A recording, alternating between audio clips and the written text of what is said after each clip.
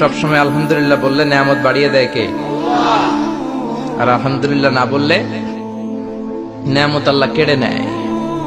নেয়ামত কেড়ে নেয়ার পাশাপাশি আল্লাহ আযাব দেয়, পানিশমেন্ট দেয়। চিল্লায় কোন ঠিক কিনা?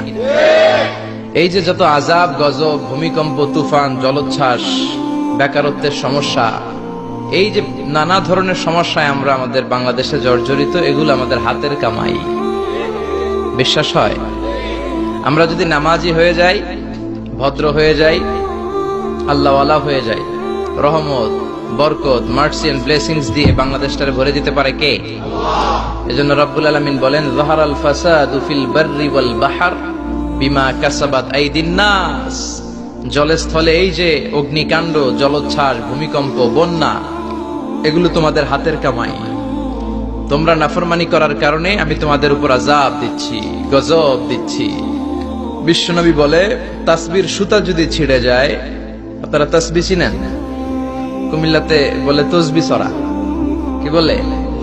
তো এই যে তাসবিহের যে সুতা, এই সুতাটা ছিঁড়ে গেলে তাসবির দানা যেমনি একটার পর একটা টপ টপ করে নিচে পড়তেই থাকে, একটার পর একটা, তারপর আর একটা, তারপর আর একটা।